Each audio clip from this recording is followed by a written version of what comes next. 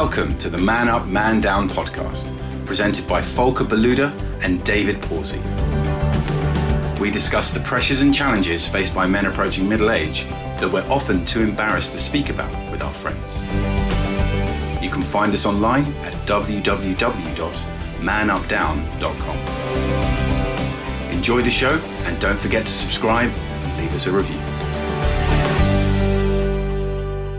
So, welcome to another episode of Man Up, Man Down. So I'm excited to have Craig as a guest. So with over 25 years of experience in the digital tech and creative sector, Craig is a true industry veteran. As the founder of Manchester's leading digital creative and tech networking event, Digital Thursday, Craig has been at the heart of the community, connecting and inspiring professionals for over 25 years. His impressive career includes building and exiting his own digital agency in the 2000s. Is that how we say it these days? And for the past 15 years, he has been delivering digital products, training and consultancy for brands such as Vodafone, GE, Baker Hughes, Lucas, and the Co-op across the UK, US, and Middle East. He now teaches businesses how to build great digital products, focusing specifically on using AI, whilst also building his own startup, Oracle.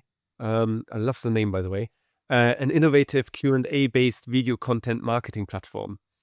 He's also a passionate advocate of workplace well-being, and that's what we're talking about today, and delivering training on workplace culture to digital and creative businesses during the pandemic. When he's not crafting digital products, Craig is a keen, I suppose, digital photographer, published author on Green Cities and radio DJ with his own Craig's Country Show. He can also regularly be found in his Utopia, the south of France and Italy. And today we speak about, if I say midlife in work life, I think I would phrase it. But Craig, first of all, welcome to the podcast. There's a lot in there, a lot around digital as well. Where do we want to start? Do you want to give us an overview of who you are as a person and why you're so interested as well in terms of midlife and work life? Thanks, Volker. Yeah, when I hear my intro, it brings home the fact that I've been doing this for a quarter of a century, which blows the minds of younger people. So I was at an event talking to students from the University of Salford. I used to teach web design at the University of Salford 23 years ago, which was Wow. 2 years before any of them were born. So, yeah, I mean, I actually started in publishing in London, so very old school, working for a magazine business in London. I'd gone back to college to learn printing and publishing. It was a very old school, was publishing in London at the time, still working from film, still doing desktop publishing, using Quark Express. I think I quite quickly realized that was not the future. So there's a circular nature to the fact that the first book I ever bought to teach myself HTML was from a little known bookshop you've probably never heard of called Amazon. And now my startup uses AWS predominantly for hosting and infrastructure and AI. So there's that circular bit for me that in the last 25 years, I've gone from buying a book to teach me how to get into this sector from a supplier to actually now basing my startup on their AWS infrastructure, which just shows how far we've come in the last 25 years. So yeah, a lot's happened. Midlife, definitely. Work life. I've seen a lot change over the last few years since I sold my agency, but a lot happened, and there's a reason which we maybe go into is that the reason why I sold my agency back in 2010. So yeah, just really looking forward to talking about what the work life, what the workplace looks like for people of our generation. Yeah, where should we start? I mean, are we too old to work? Should I just put it out there? I mean, I'm going to be 48 this year. You know, I was saying to my wife actually last weekend on a walk, I said, some people will retire when they're 55.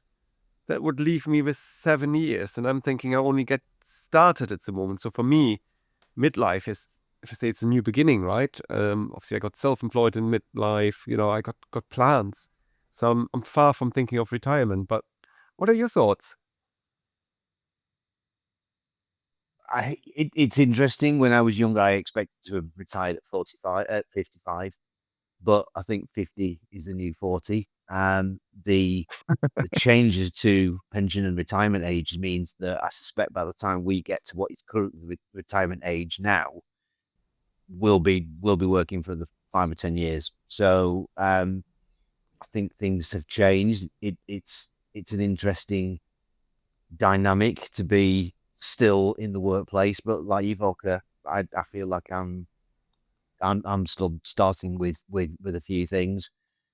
I think it might be that, to your question about whether we are too old to be in work, we are maybe probably too old to be doing what we used to do.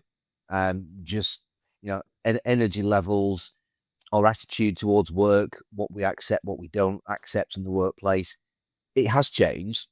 And I think that is just part of life, that how we see ourselves in the workplace has changed because of our history. What are your thoughts, David?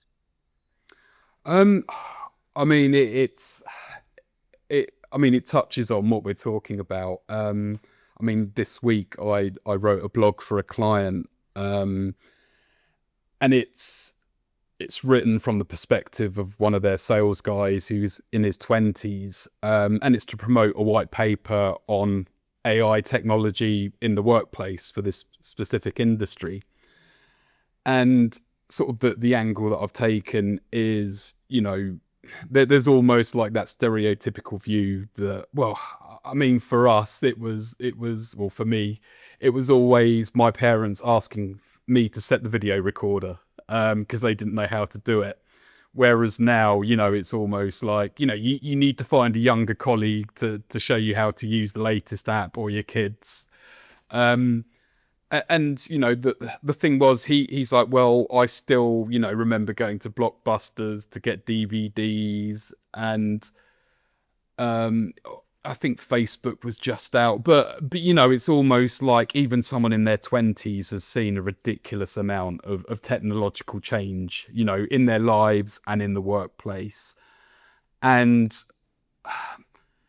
it's, I think I think, with the kind of jobs that the three of us, I'm assuming, have done all our lives, it's not like we've done manual jobs. So technically, as long as our brains are still functioning, we can work till, we're 75 and or longer, and See, I think that's, for me, I mean, like I've not had a traditional career or, career progression. And I talk about my dad a lot on this podcast, but he sort of went into BT straight out of national service, like in the 1950s. He retired at 55, and like for me, changing jobs every 2 years, he was like, "Why'd you keep changing jobs?" He didn't understand that. But I'm now 7 years off when he retired, and I'm like, well, yeah, there's no way I could afford to retire, but in a lot of ways, with the way that I've staggered my career, is that it was almost like I wanted to put my effort into seeing my kids grow up. And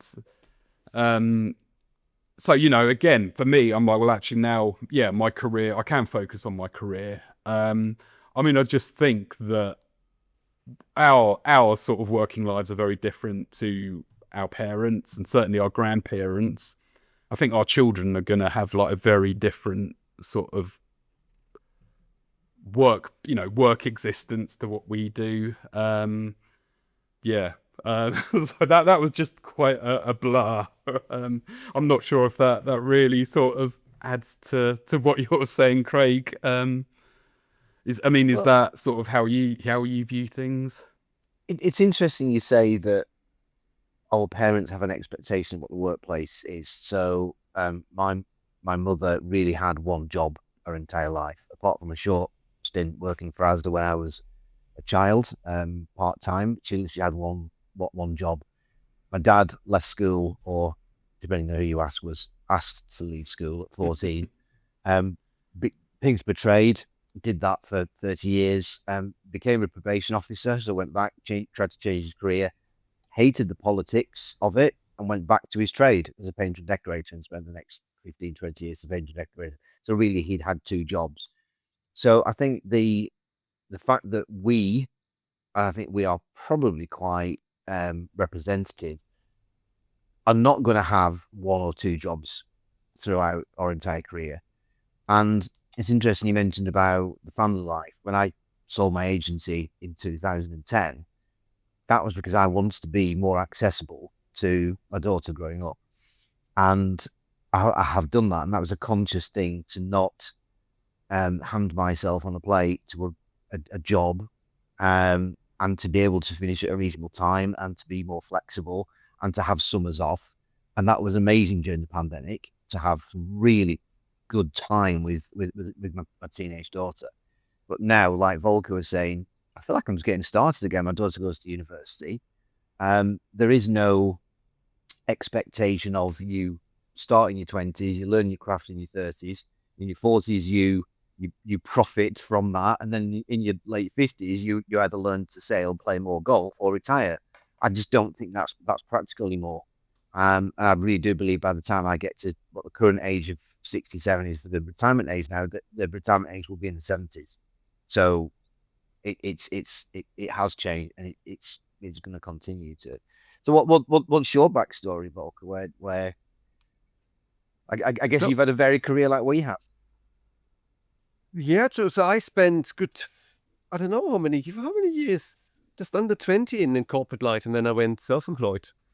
I took lots of redundancies, mainly American companies, nothing against my American friends, but, buying European company. And then a year later I got the boot. And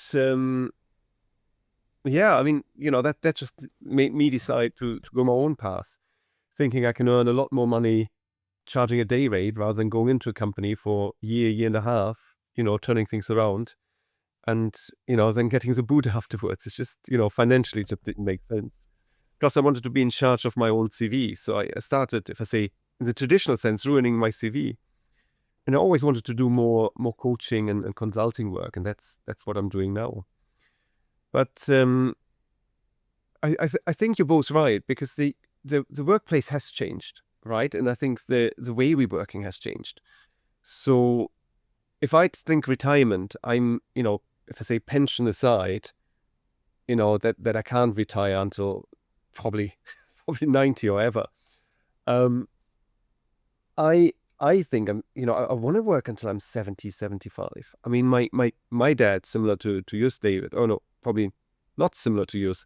He retired when he was 63, right? After being a teacher all year on a final salary pension. Imagine that, a principal on a final salary pensions. And bless him. I mean, he had 20 years of retirement, and I don't know what he has been doing in those 20 years. And I would go stir crazy not doing anything, basically. So I want to be busy. So I can see myself winding down the amount of days I work, if you like, but I can't see myself ever not working. Now then the question becomes, how do you define work? And I read a book this week called Buying Back Your Time. Don't actually know who wrote it now, but if you Google it, it's a nice blue cover. And there was a lot of stuff in there in terms of, time savings, etc., etc. But there was another point he made, and he made he said someone asked him, when do you going to retire, or do you going to work forever? And he says, I already live the lifestyle I do as if I was retired. And he was, I don't know, in his 40s or 50s. So I think if I reflect on that from what both you have said and what I've just said, we're already living the life of retirement, where we say we're doing what we want to do, and we have enough income to keep us going. Isn't that how you define retirement? Well, there was a concept that was introduced a couple of years ago, and I know the Americans are great for these new concepts, like, and they called the Great Resignation, didn't you? Quiet quitting. Yeah. But they talked about mini retirements, and that being that you work for a certain amount of time, you accrue enough then to go and do the things that you want to do. So you take some time out, and that, like you say, it depends what we think of as retirement. The idea of retiring and spending the next 20 years gardening and playing golf fill me with horror, because I think, like you alluded to, Volker, I'd be bored with nothing to focus on. But it's interesting, what do we define as middle-aged these days? Because it has shifted. So if we're talking about people retiring or changing their work in their middle age, I guess we've got to time what middle age actually is. Is it 40s or is it 50s or is it even earlier? David, what do you think? Well, I think I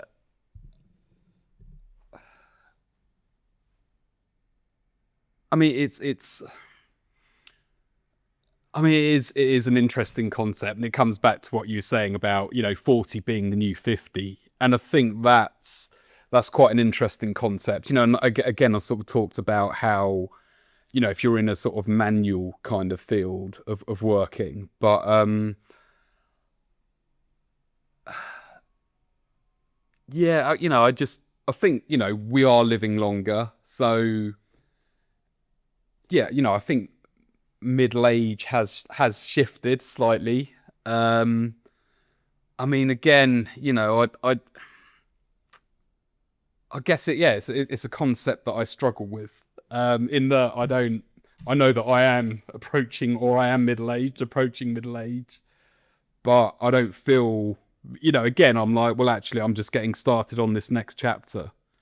Well, maybe it is a very subjective thing. Maybe middle age isn't an age; it's a mindset, like Volker's talked about. We are starting.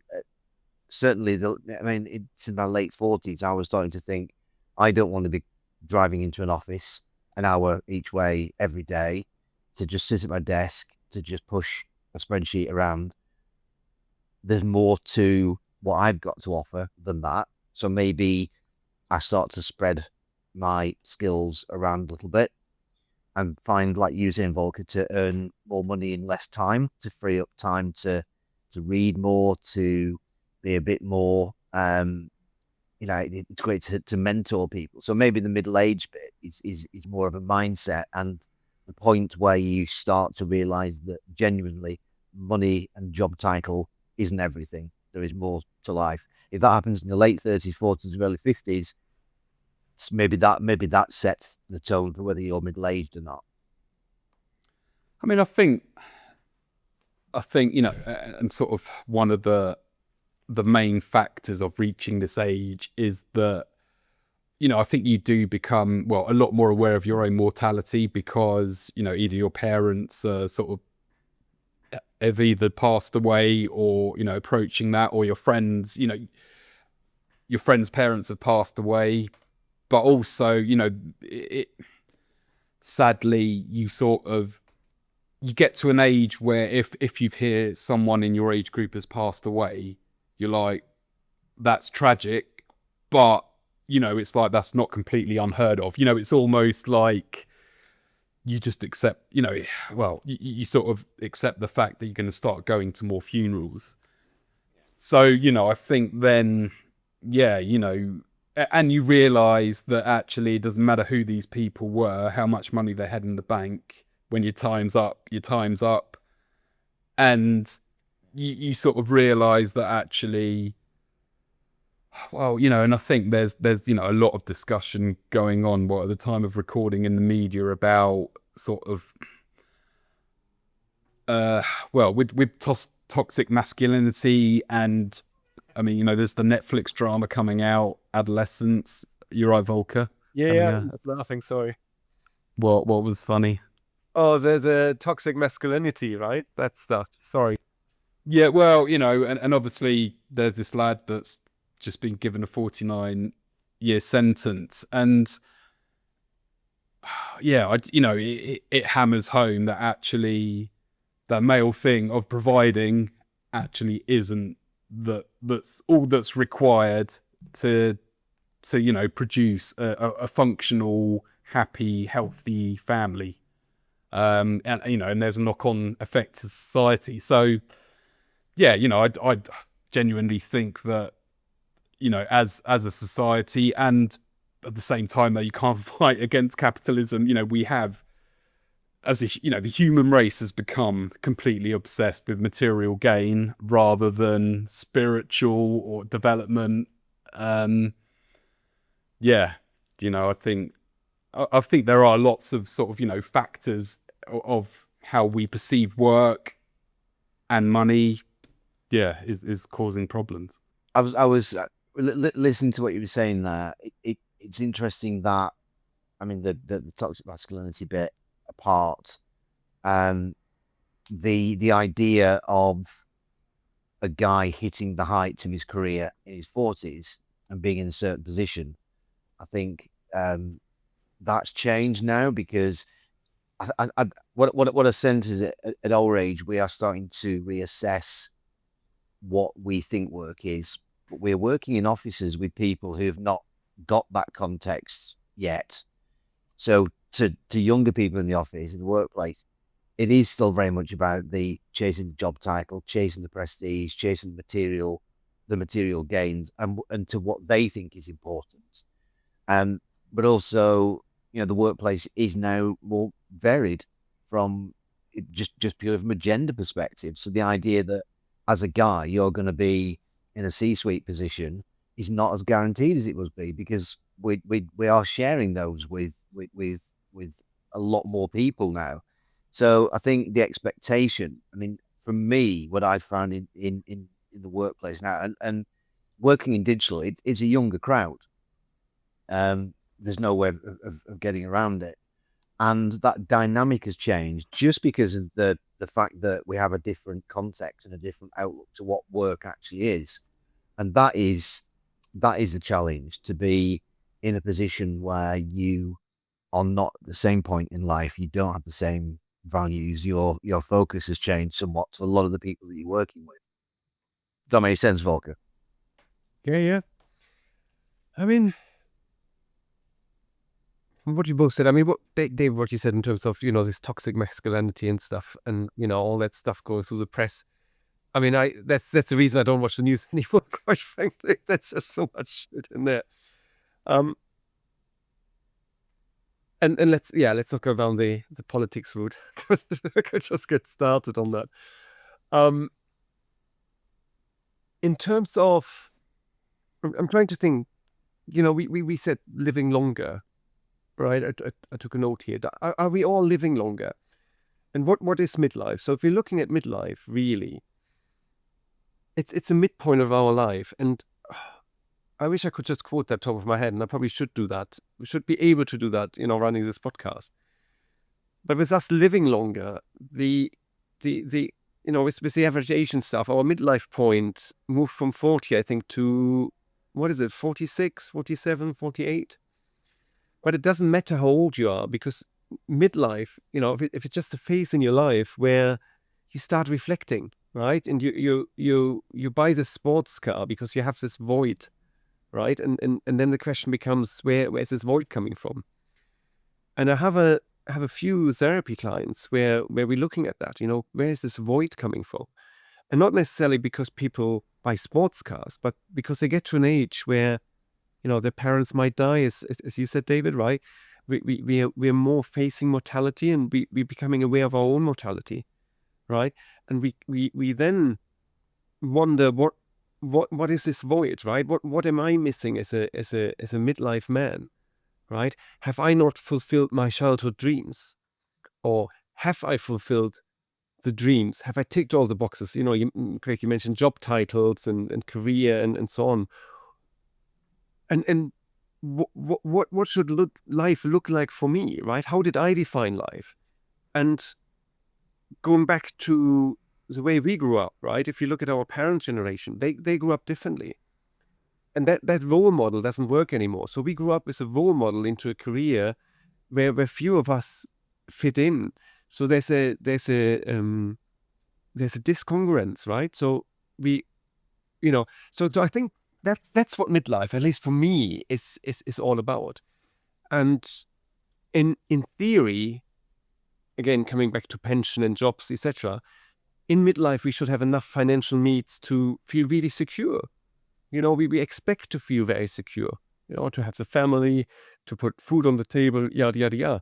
But not all of us are, right? Because the careers have changed, because our jobs have changed, because the way we embrace life has changed, right? Because we might choose, like I think all three of us, not to be in a fixed term job that gives us in my opinion, false security, and something to fall back on. So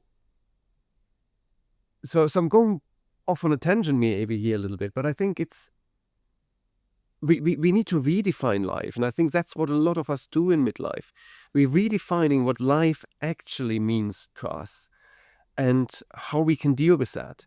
And that's why I have a lot of middle-aged people in therapy. I have a lot of middle-aged people in coaching that want to find out, that need help to reflect to where they're going to go from here and how they, as they define the rest of their life, which will be, essentially much, much longer than they potentially anticipated, right?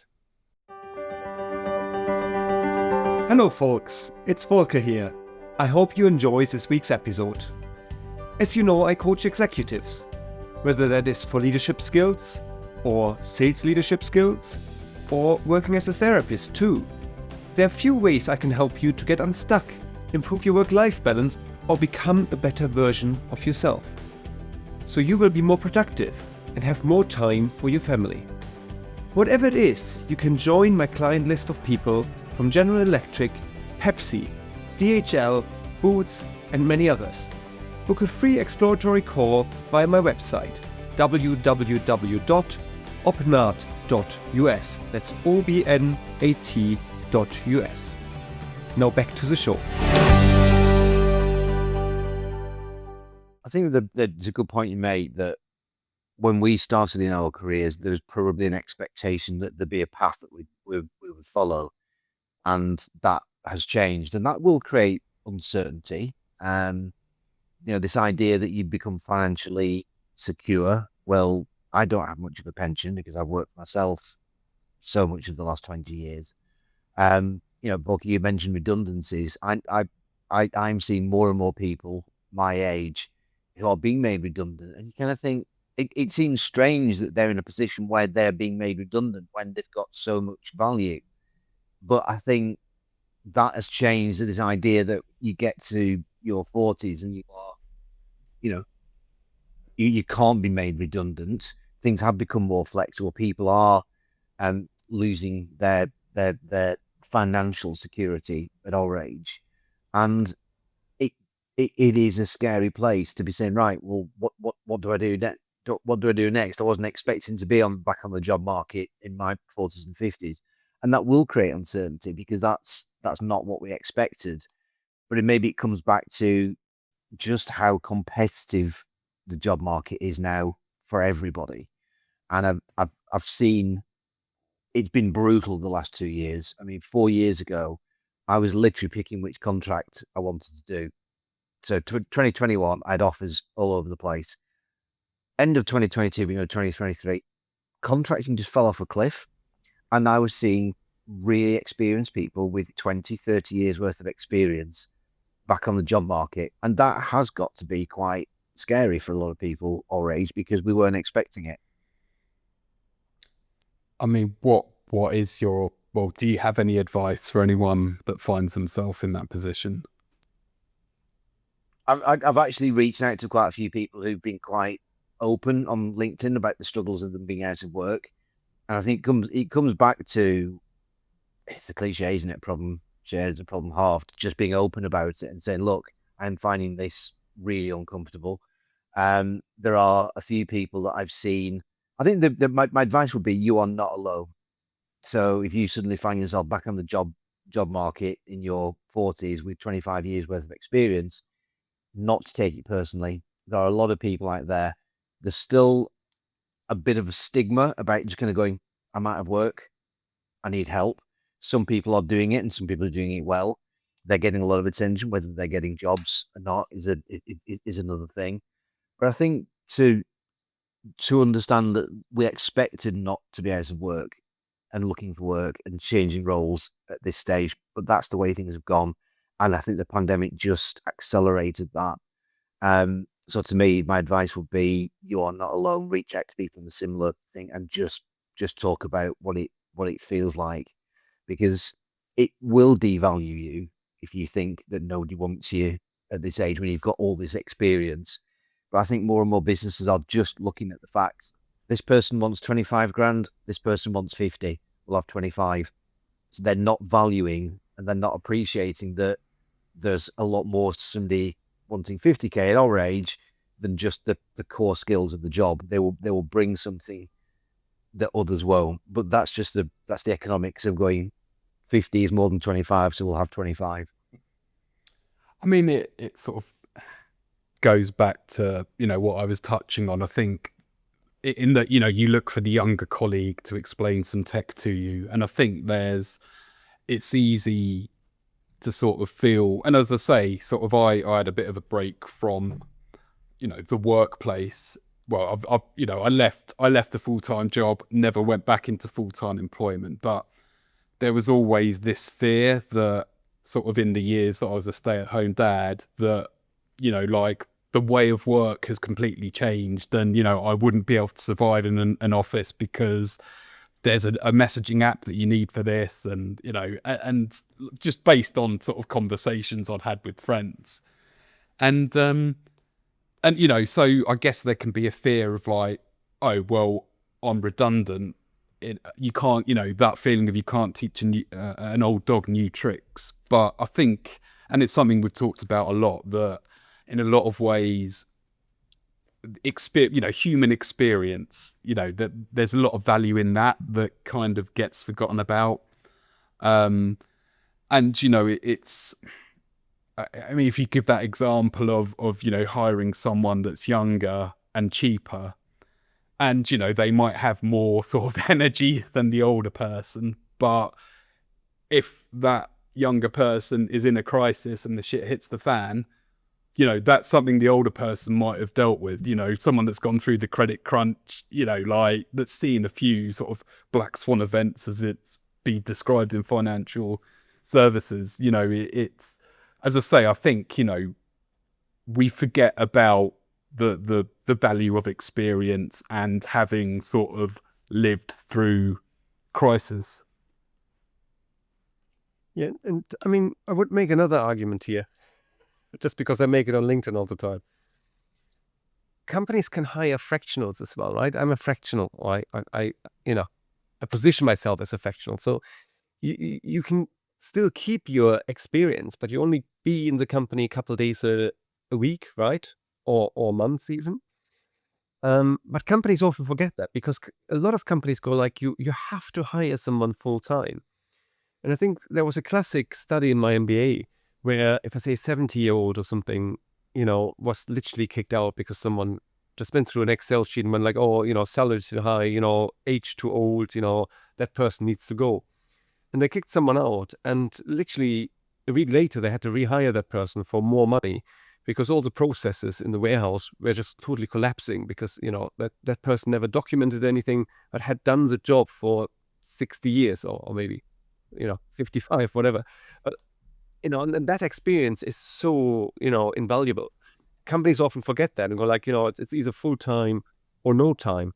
And I think that's changing. And that, I think we see that in the next 10 years, even more. I'm trying to remember the quote out of the James Bond film, Spectre, where the James Bond character meets the new Q, who's played by Ben Whishaw. Now, if you remember, Q was played by Desmond Llewellyn, wasn't he, for a long time? He was the archetypical old guy, a little bit kooky, a little bit out there. And they brought in a new version of Q, who was, Ben Whishaw would have been in his late 20s. And there's a scene where they're arguing about, James Bond said, I can't trust you because you don't have spots. And he's like, my skin complexion is no guarantee of my experience. He says something about, yeah, but youth is no guarantee of experience.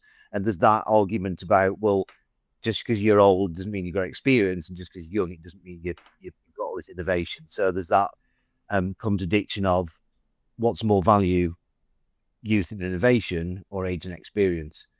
And I think that is probably an argument that a lot of businesses are having. Now, I work in digital, and like I say, it is a young crowd, and to a certain extent, there are a lot of younger people who don't understand how somebody in their 50s could possibly understand technology. So you've got to gain some trust in a way by saying, look, and I think, David, you mentioned about the start of Facebook. I've seen an awful lot change. I've literally seen the internet start in the last 25 years. And, the value to me is, I was talking to somebody last week who's setting up as a fractional Volker as well. And we were talking about this holistic view of the workplace. So we can see the traps before they're sprung. We can see issues before they happen. We can go off and go, do you know what? Don't worry about it. I've seen that. This is how to fix it. But I think in workplaces where there is a younger, where the age is shifted to being younger, you've kind of got to prove your relevance, because I think that's a really big point of being our age and in the workplace. We've got to prove our relevance, particularly to people who have never not had technology. So to them, they can't imagine what it will be like. And I sometimes have to rein back my references to 80s music and TV and cartoons and comics, and because they don't get it. And being able to talk their language. I was talking to a guy yesterday who kept using the phrase, "That's really sick," and I kept having to remind myself that now means that's really good. So I think it's about appreciating that in some sectors the demographic is younger, and you probably have to, even at our age, prove maybe not your value, but certainly your relevance. Does that make sense? That's interesting. Relevance versus value, right? I mean, I don't remember the 80s. Well, I do. I remember the 70s and the 80s. But going back to what you were saying, David, about knowing how to use the remote control, with the VCR you were talking about, being able to Yeah. VCR. But for a lot of people, they just don't see that. The 80s and the 90s, which towards were when we grew up, to them, it's history. Mm. So, I mean, you say that you go into organizations and sort of spot where the traps are, as you said. I mean, what are the main, is that kind of creating harmony between the older and younger generations? Is that a big part of what you do, or what organizations are having to do at the moment? It is in digital, but Volker, I think you work in different sectors, don't you? So Yeah. what's your experience in digital? Does have a very wide age gap, but what sort of sectors do you work in? Oh, good question, because I spent most of my career in digital as well, right? Digital and MarTech, EdTech. I don't think there's any sector that doesn't have the discrepancy, right? I mean, in digital, as you know, right, people say we're waiting for the old TV guys to retire so we can bring in digital TV, right? And I think that age is probably now.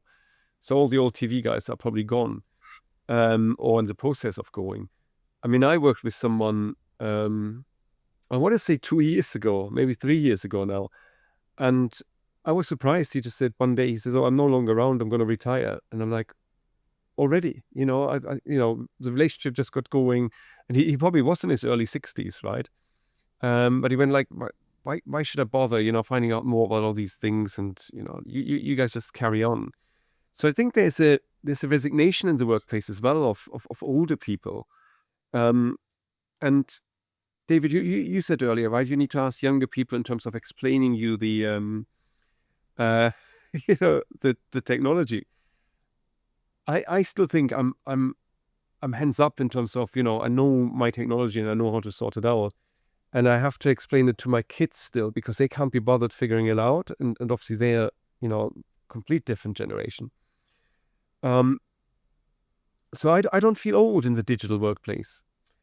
Coming back to your question, Craig, I don't know. I don't think other industries are much different. I mean, I haven't done much work in finance, for instance, but if you're looking, a lot of the tech sectors in general, and that's where I work, I think they're very similar to digital. You have a lot of young people coming in for the technology, but you still have, if I say older people, so you have this age gap in between. Say in between, you have that age gap without in between. So what's your background, David? What sectors have you worked in, and how similar to what Volker and I have said are they? Well, I mean, I started off in journalism, then sort of moved over to comms and marketing. I mean, like, and I work as a sort of freelancer. I work with a lot of different organizations. I mean, the example that I gave earlier, they're a SaaS company. So it's interesting sort of seeing where they are pushing the technology boundaries, but they are very people focused, and it is very much when it's people that make the organization, it's people that build relationships with clients. And I mean, I guess I think technology is a wonderful thing, but my whole philosophy is that, as humans, we've always looked for the next technological advancement without sort of considering, it makes our lives easier in the short term, but over the long term, none of this stuff seems to sort of actually have a positive impact. I mean, if you take it back to like horse and cart versus the car, since we've had cars, whereas, you wouldn't think twice about walking 15 minutes to the shop and back. Whereas now you're like, oh, I can't be bothered. That's too much time out of my day. I'll get in the car, and as a result, pollution, obesity rates going up. I always feel that there's unintended consequences, and every yin has a yang, and we get so sort of obsessed with what makes our life easier as opposed to what actually makes our lives, well, more better, Better, more. yeah. I mean, so in terms of sort of, well, so as a marketer, I'm like, well, on one hand, I'm like, right, TikTok, LinkedIn, there's always a new platform that comes out and a new algorithm. And yeah, I sort of get to the point of like, I've only just got my head round this platform and now this one's coming in. But then it's like, well, actually the fundamentals of marketing and, the fundamentals of what makes humans click hasn't changed, over millennia. So it's, yeah, again, it's like, well, actually someone can tell me what a younger colleague might tell me what's going to get, better engagement on like a LinkedIn or Facebook post or, Instagram post in the short term. But in terms of, creating true engagement with an audience that relies, as I say, on these like age-old fundamentals of marketing. It's the platform's changed, but the psychology around it hasn't. It's interesting that, I mean, I wonder whether as we get slightly older and we become more precious about our time because we see it as limited, without being morbid. And because of that, we want to see, as you said, that things genuinely make our lives better, not just different, because we haven't got, I mean, some might call it being a bit more cynical, but I think we are a bit more pragmatic about, I read a really interesting report the other day. I think it was the Independent of the Guardian talking about why we now create products that people just don't want. So once upon a time, there was a need, we created a product. Now it's almost like create a product and then tell people with marketing that they need that. And maybe at our age, what we're starting to realize is with a limited amount of time, if it doesn't make our lives better, it just doesn't have any value. Whereas I think younger users that are more tech focused, something that's different seems to have more value. Whereas for us, we don't value something just for being different. We generally want, is this going to make, I mean, there's that famous thing about does it make the boat go faster? I think that's one of the British cycling or whoever, one of the Olympians wrote that book. And we are probably at that age now where we go, do you know what, if it's not making our lives better, and we probably got a better idea of what better feels like, then maybe we are slightly less tolerant of just a change to technology. I've got a 3-year-old smartphone. There you go. My daughter thinks it's hilarious because it's 3 years old and the back's falling off it. But it makes phone calls and I get access to internet banking. So I don't really care that it's only got 3 rather than 4 cameras because the SIM-only deal is too good to refuse. I'm paying £25 a month for my mobile because it's SIM only. That's the lowest I've paid for a mobile since I bought a Cellnet analog phone in the late 90s.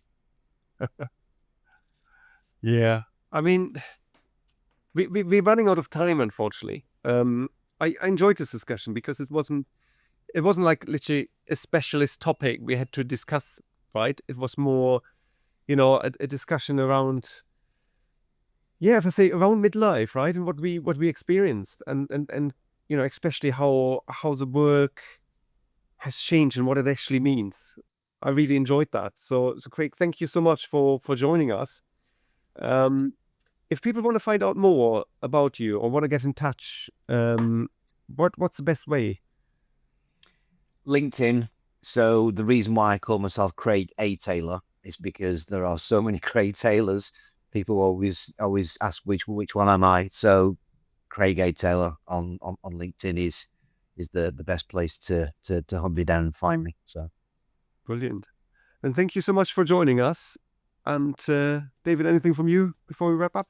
Oh, thanks very much, Craig. No, that was great. Lots of thought-provoking discussions there. So yeah, thanks very much for your time. No problem. Thanks, guys. Cheers. Thanks for listening to this week's episode. Feel free to reach out to Volker or David via our website, www.manupdown.com or podcast@manupdown.com, with any feedback or to let us know what topics you'd like us to cover in the future. Hear you again soon.